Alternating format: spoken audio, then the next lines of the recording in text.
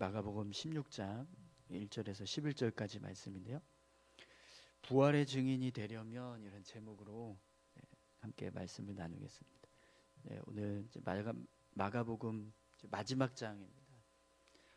마가복음의 마지막 장은 예수님의 부활에 대한 이야기로 마무리가 됩니다.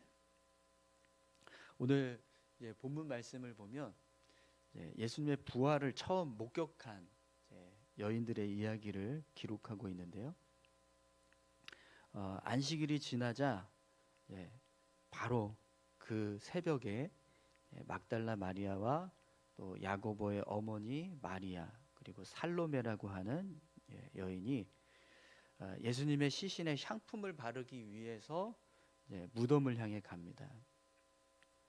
이 날을 안식 후 첫날 매우 일찍이 해 돋을 때 그 무덤으로 가며 이렇게 말씀하고 있는데요. 이 세 여인들이 예수님의 시신에 향품을 바르기 위해서 무덤으로 갔던 시간을 안식 후 첫날 매우 일찍이 해 돋을 때 이렇게 표현을 하는데요. 지금 이 표현은요, 안식일이 끝나는과 동시에 이 여인들이 예수님의 시신에 향품을 바르기 위해서 무덤으로 갔다라고 하는 이야기를 하는 거예요. 안식일이 되자마자 예수님을 향한 일은 모든 것을 다 중단해야만 했습니다. 그래서 안식일이 끝나기만을 기다리는 거죠.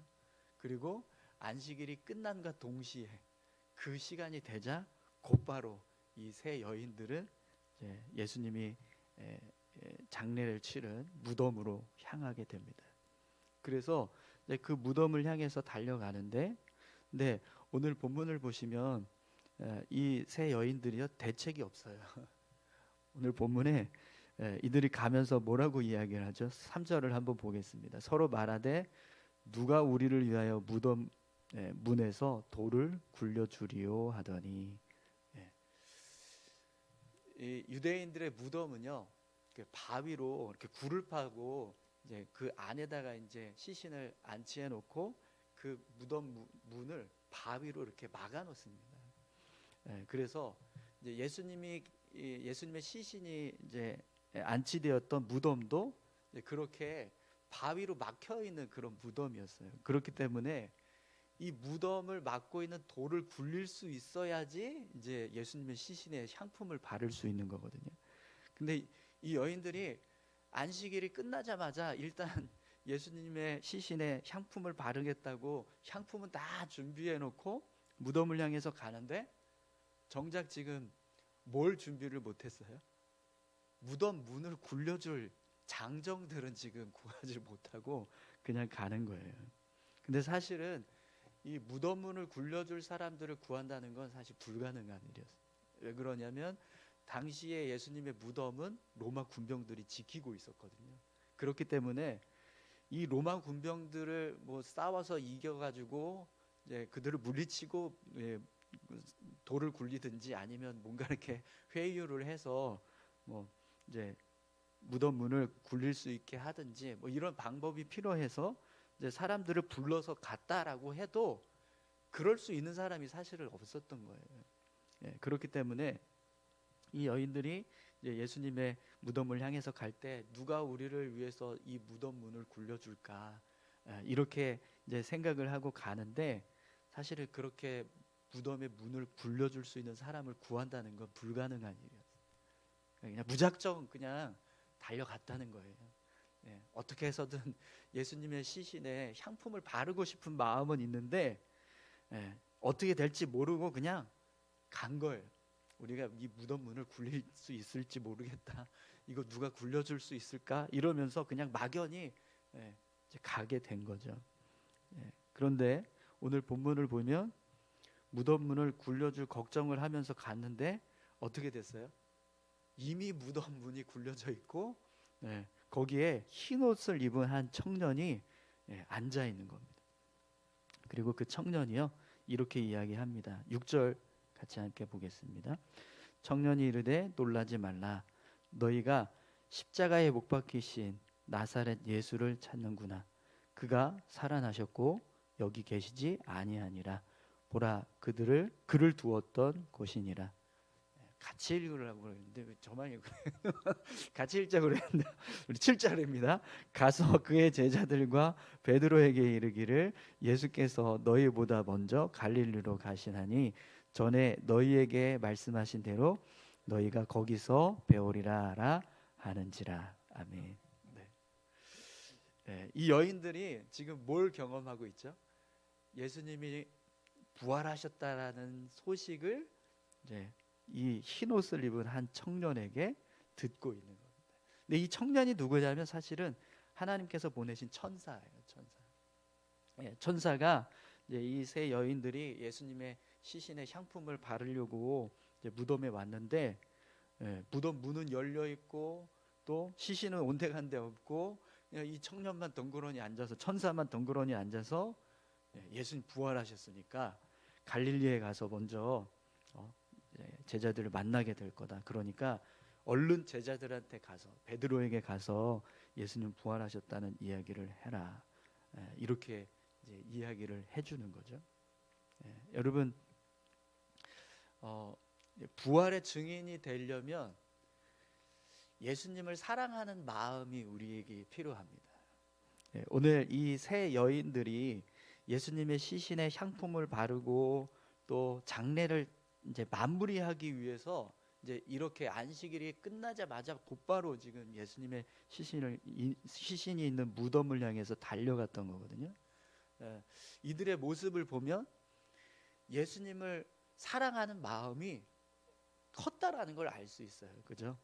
안식일이 끝나기만을 기다리다가 안식일이 딱 끝나자마자 곧바로 그냥 달려간 거예요. 얼마나 정말 예수님의 시신을 잘 마무리하고 싶고 향품을 발라드리고 싶은 마음이 컸으면 이렇게 이 안식일이 끝나자마자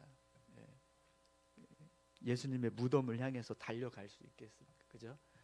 이 모습만 보면 분명히 이 세 여인들이 예수님을 사랑하는 마음이 아주 컸다라는 걸 잘 알 수 있습니다. 더군다나 지금 이제 로마 군병들이 지키고 있는 이 무덤은 사실 함부로 접근할 수도 없는 그런 상황이었는데, 그런데도 불구하고 뭐 로마 군병들이 있든 없든 나는 일단 예수님의 시신에 향품을 발라야겠다, 이런 마음으로 지금 달려가고 있는 거예요. 그렇기 때문에 이 여인들이 얼마나 예수님을 사랑하고 또 사모하고 소중하게 생각했는가, 그걸 알 수 있습니다. 근데 그런 마음 때문에 이 세 여인들은요, 예수님이 부활하셨다라는 사실을 처음 듣게 돼요. 모든 사람들이 다 예수님이 죽으신 모습만 보고 끝나는데 이 여인들이 이제 예수님의 부활한 그 소식을 첫 번째로 듣는 그런 주인공들이 되었다는 거죠. 여러분, 우리가요 예수님의 부활을 경험할 수 있는, 그러니까 예수님이 살아나셨다라는 사실을 경험하게 되는 그 모습은요 예수님을 사랑하기만 하면 됩니다. 예수님을 사랑하는 마음만 있으면 얼마든지 예수님께서 이 세상을 구원하신 구원자라는 사실을 알게 되고 또 예수님이 부활하셨다는 사실을 알게 되고 하나님께서 이 세상을 주관하시는 분이라는 사실을 알게 되는 은혜가 있다라는 거죠. 오늘 저와 여러분들에게도 예수님을 사랑하는 마음이 있기를 소망합니다. 여러분 예수님 사랑하십니까?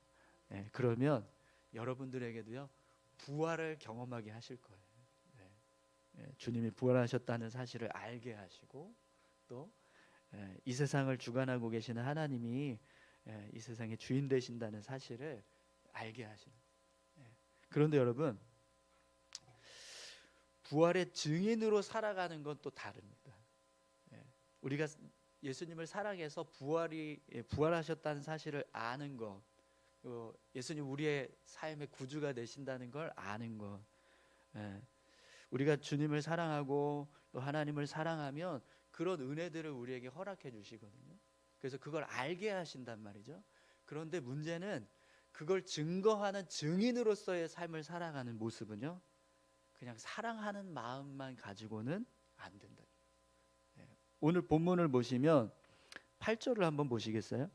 여자들이 몹시 놀라 떨며 나와 무덤에서 도망하고 무서워하여 아무에게 아무도 말하지 못하더라.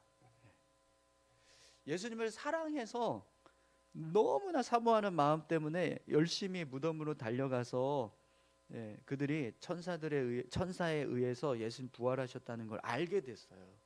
그죠? 근데 그걸 어떻게 해요? 전해야 되는 이제 천사의 명령이 있었는데 아무에게도 말하지 않았어요. 그냥 두려워하고. 주님을 사랑해서 주님 부활하셨다는 사실을 경험했습니다. 그런데 그걸 증거하는 일에는 미치지 못했다라는 거예요. 그럼 여러분 왜 그럴까요? 왜 이 세 여인들이 그냥 무서워만 하고 아무에게도 아무 말도 하지 못하고 그냥 이렇게 침묵하게 되었을까요? 이들의 마음에 믿음이 없기 때문에 그래요. 지금 여러분 증인이 되려면 굉장히 중요한 한 가지 원인이 있어야 돼요. 증인은요, 명백하게 부인할 수 없는 증거가 필요하거든요. 근데 지금 오늘 본문을 보면 이 세 여인들이 증인이 되려면 증거가 있어야 되는데 그 증거를 어떻게 얻었어요? 천사가 말해준 거를 내가 직접 눈으로 보고 예수님이 살아나는 모습을 보고 예수님이 부활하시네 이렇게 해서 부활을 맞이한 게 아니라 천사가 예수님 부활하셨어. 그리고 제자들을 만나러 갈릴리로 먼저 가실 거야. 그러니까 이 사실을 제자들한테 가서 알려라 이렇게 이야기를 해요. 그러니까 이 여인들이요, 천사가 이야기해주는 내용을 통해서 예수님 부활하셨다는 건 들었는데 확신이 없어요. 내가 경험한 게 아니라 듣고 알았기 때문에. 근데 이 여인들이 정말 눈으로 직접 예수님께서 살아나시는 모습을 보았다면 어땠을까요? 두렵지만 제자들한테 달려갔어요. 예수님 부활하셨어요. 제가 봤어요. 이렇게 됩니다. 그런데 오늘 이 세 여인들은요, 천사의 이야기만을 듣고 예수님 부활하셨다는 사실을 알았지만 그걸 전할 수는 없었어요. 왜요? 확신이 없으니까. 진짜인지 아닌지 내가 증인으로서 증언을 하고 할 수 있는 확신이 내 안에 없었다라는 거예요. 여러분, 우리의 삶을, 우리의 이제 신앙생활하는 모습을 보시면 우리가 뭔가 이렇게 주님을 사랑하고 하나님 사랑해서 열심히 뭔가 이렇게 하는 일을 합니다. 그런데 실제적으로 우리가 삶을 통해서 하나님이 이 세상을 주관하시는 주관자라는 사실을 우리 말로 사람들에게 이야기하고 우리의 삶의 행동으로 그걸 나타내 보이려면요, 믿음이 필요합니다. 그분이 진짜라는 걸, 그분이 존재하고 계시고 그분이 이 세상을 다스리시는 분이고 그분이 내 영혼을 구원하신 분이고 그분이 진짜 부활하셨고 이거에 대해서 내가 믿음이 있어야 돼요. 믿음이 없으면은요, 예수님 부활하셨습니다라고 하는 고백을 할 때 우리 떳떳하지 못하게 할 겁니다. 여러분 어떠세요? 지금 누군가에게 길가에 나가서 예수님 부활하셨습니다라는 사실을 전해야 된다고 한번 생각을 해보세요. 그럼 어떻게 하시겠습니까? 그냥 붙잡고 담대하게 예수님 부활하셨어요 이렇게 말하실 수 있으시겠어요? 예수님을 향한 이 사랑, 예수님 너무나 사랑해. 내가 예수님의 시신에 향품을 발라드리고 싶어. 그래서 예수님을 위해서 향품도 준비하고 막 안식일이 끝나자마자 열심히 무덤을 향해서 달려가는 그 모습이 있습니다. 근데 그 모습은 우리의 믿음이요, 우리의 신앙의 모습이 완성된 모습이 아닌 거예요. 사랑하는 것만으로는 우리의 신앙의 모습이요 완전하지 않다는 거예요. 진짜 완전한 우리의 신앙이 되려면 믿음이 가미돼요. 사랑하는 것 플러스 증인으로서 삶을 살 수 있는 담대한 믿음. 그 믿음이 없으면 증인의 삶은 살 수가 없어요. 그냥 사랑하는 정도로는 살 수 있지만 내 삶을 통해서, 내 입술을 통해서 그분이 부활하셨다라는 걸 증거하고 그분이 진짜 우리 구원자라는 사실을 담대하게 고백할 수 있는 믿음의 모습은 우리 안에서 일어나지 못한다. 네. 여러분, 오늘 저와 여러분들이 그냥 무서워해서 아무 말도 못하는 그런 이 세 여인들의 모습이 아니라, 여러분 오늘 9절에 보면 이 막달라 마리아가 제자들에게 가서 이야기를 해요. 네, 9절을 보시면 이렇게 기록하고 있습니다. 예수께서 안식 후 첫날 이른 아침에 살아나신 후 전에 7 귀신을 쫓아내어 주신 막달라 마리아에게 먼저 보이시니. 세 사람이 천사들에 의해서 예수님 부활하셨다는 사실을 들었는데 그걸 제자들에게 가서 말을 해줘야 됐거든요. 근데 말을 못했어요. 그런데 예수님이 그 3명 중에 막달라 마리아에게는요 보이셨어요. 자기 자신 부활하셨다는 그 모습을 보여주셨어요. 그러니까 이 막달라 마리아가 어떻게 하냐면 제자들에게 가서 이야기해요. 예수님이 부활하셨어요. 이렇게. 어떻게 해서 이 막달라 마리아, 이 세 사람 중에서 막달라 마리아만 제자들을 향해서 가서 예수님 살아나셨다는 이야기를 이야기할 수 있었을까요? 보았기 때문에.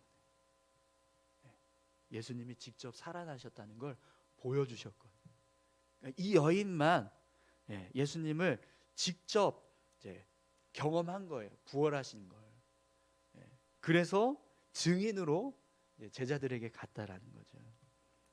여러분, 우리의 신앙이요 오늘 이 막달라 마리아의 모습과 같기를 소망합니다. 여러분, 정말 우리의 삶이 증인의 삶이 되었으면 좋겠습니다.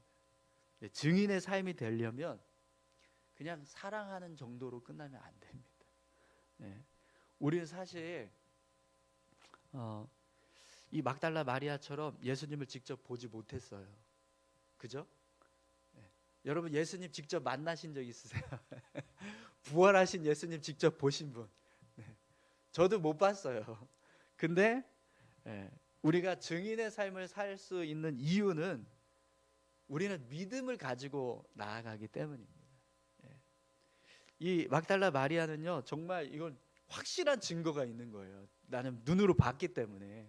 그러니까 어느 사람한테 가서든 나는 봤어 이러면서 이야기를 할 수 있는 거죠. 근데 우리는 사실 못 봤잖아요.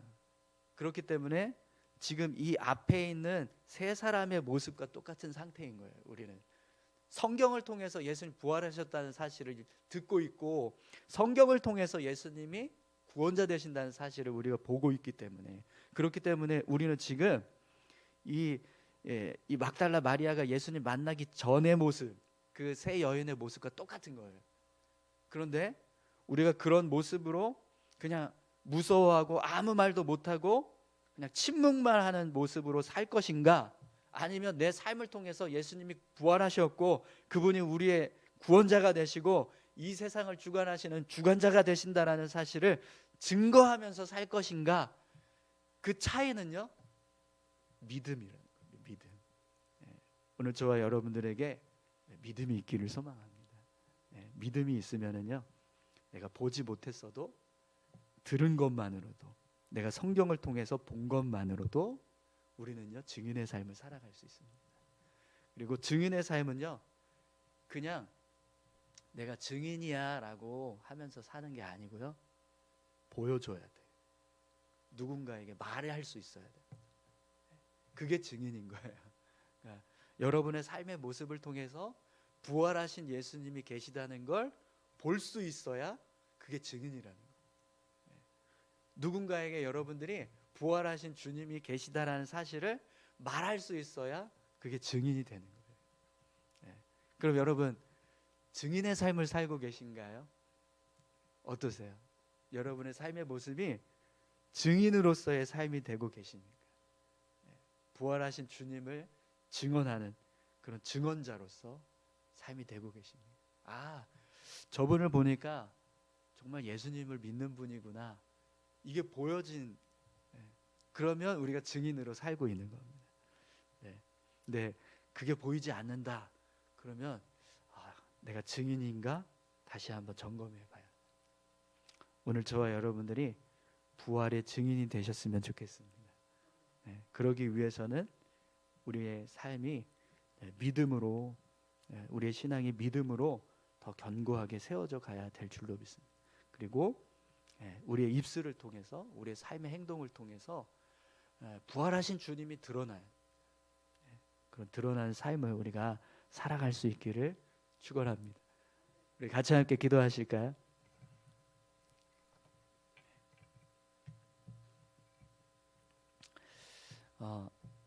예수님께서 정말 우리를 구원하시기 위해서 이 땅에 오신 구세주가 되시고, 또 그분이 십자가에 달리셔서 죽으심으로 우리의 죄가 대속받았고, 또 3일 만에 부활하심으로 부활의 첫 열매가 되어 주셔서 그 부활의 능력이 우리 영혼도 부활할 수 있는, 영생을 얻게 하시는, 하나님의 나라에 들어가서 삶을 살게 하시는 구원의 은혜가 된다는 것 우리가 믿습니다.